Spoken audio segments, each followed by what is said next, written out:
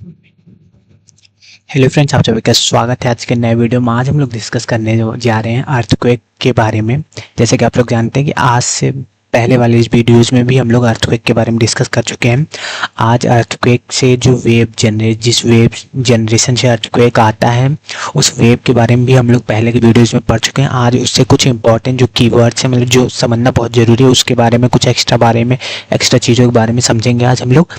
और उसके बाद कल शैडो जोन को पढ़ के हम लोग indirect sources of the interior of the अर्थ को कंप्लीट कर देंगे। फिर उसके बाद structure of the interior of the अर्थ पे हम लोग चलेंगे उस टॉपिक पे।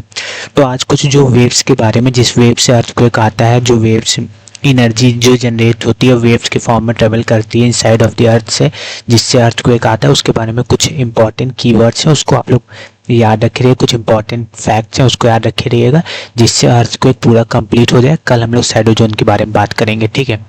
तो चलिए शुरू करते हैं वीडियो की। जैसा कि हम लोग पहले वाले वीडियोस में भी देख चुके हैं कि जो अर्थक्वेक है वो an earthquake occur when the rock inside the earth suddenly break along a fault due to build up stress releasing energy and seismic wave that makes the ground shake. यानी कि अर्थक्वेक तभी आता है जब fault के along stress built होता है, stress बनता है और उससे एनर्जी रिलीज होती है। जो एनर्जी रिलीज होती है वो वेव के फॉर्म में ट्रेवल करती है, जिससे ग्राउंड शेक होता है, ग्राउंड हिलता है। तब हम उसको क्या संज्ञा देते हैं, उसको क्या वर्ड देते हैं, अर्थक्वेक आया है, ठीक है।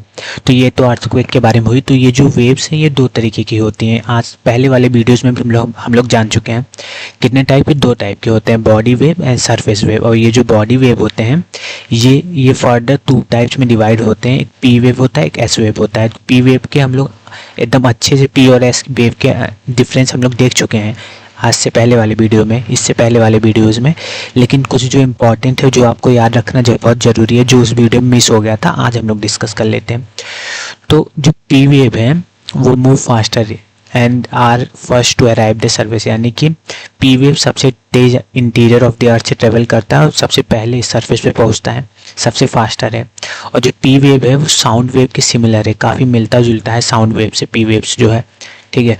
एस वेव के बारे में जानते हैं। तो एस वेव क्या है कि S wave arrive at the surface with some time lag. यानी कि जो पी वेव से कुछ समय बाद एस वेव सरफेस पे पहुंचता है, ठीक है। और इसका कैरेक्टरिस्टिक क्या है, बहुत इंपॉर्टेंट है इसका कैरेक्टरिस्टिक। जो इसका गुड है एस वेव का वो बहुत इंपॉर्टेंट है। ये हेल्प करता है साइंटिस्ट को understand of the structure of the अर्थ। यानी कि अर्थ के इंटीरियर को समझने में यस वेव हेल्प करता है। कैसे हेल्प करता है वो अगले वीडियोज़ में हम लोग जब शैडो जोन पढ़ेंगे तो हम लोग समझेंगे, ठीक है, कि कैसे एस वेव हेल्प करता है इंटीरियर ऑफ द अर्थ को जानने के लिए। और फिर हम लोग सरफेस वेव पढ़े थे कि सरफेस वेव क्या होता है, कि जो surface wave are last to resort on seismograph. अभी हम लोग समझेंगे सिस्मोग्राफ क्या होता है। तो बस ये समझिए कि सिस्मोग्राफ एक डिवाइस होता है, ठीक है। सरफेस वेव सबसे लास्ट में पता चलता है कि सरफेस वेव है, कि सरफेस पे कोई वेव है ना, सबसे लास्ट डिटेक्ट होता है सिस्मोग्राफ में। और these wave are more destructive. यानी कि पी एस और सरफेस वेव में अगर हम लोग देखेंगे, पी वेव, एस वेव और सरफेस वेव में देखेंगे तो सरफेस वेव जो है सबसे ज़्यादा डिस्ट्रक्टिव होता है। और they cause displacement of rock and hence collapse of structure आकर। यानी कि इसी वेव से जो डिस्ट्रक्शन होता है अर्थ के आने पे, तो किस वेव से होता है, वो सरफेस वेव से होता है। सबसे लास्ट में ये डिटेक्ट होती है, किसमें, सिस्मोग्राफ में। अब हम लोग समझ लेते हैं, दो टर्म है इंपॉर्टेंट टर्म, कि सिस्मोग्राफ क्या होता है और रिक्टर स्केल क्या होता है। रिचकल बोले या रिक्टर बोले, जो भी आप प्रोनाउंसिएट कर सकते हैं उसको समझ लीजिएगा अपने आप, ठीक है। तो सिस्मोग्राफ क्या होता है, सिस्मोग्राफ एक इंस्ट्रूमेंट है और डिवाइस है। तो ये समझिए कि सिस्मोग्राफ एक इंस्ट्रूमेंट है और डिवाइस है जो डिटेक्ट एंड रिकॉर्ड करता है सिस्मिक वेव्स में। यानी कि जो अर्थक्वेक आती है वो सिस्मिक वेव के द्वारा आती है, तभी ग्राउंड शेक करता है, तो उसी वेव को डिटेक्ट करता है, मतलब रिकॉर्ड करता है। कौन, सिस्मोग्राफ। ये क्या है, एक इंस्ट्रूमेंट और डिवाइस है। और ठीक इसी तरह रिक्टर स्केल क्या है, ये है मेजरमेंट स्केल। यानी कि ये मेज़र करता है कितने मैग्नीट्यूड का है। 3.5 मैग्नीट्यूड का आप लोग सुनते होंगे, कितने मैग्नीट्यूड का है, इतना मैग्नीट्यूड है अर्थक्वेक का। तो ये मेजरमेंट के लिए ये है। और डिटेक्ट करने के लिए कि अर्थक्वेक आया वो सिस्मोग्राफ है। सिस्मोग्राफ ये इंस्ट्रूमेंट है और ये मेजरमेंट स्केल है। रिक्टर स्केल जो है, रिक्टर स्केल जो भी बोलते हैं आप लोग, वो एक मेजरमेंट स्केल है, ठीक है, जो अर्थक्वेक के मैग्नीट्यूड को मेजर करता है।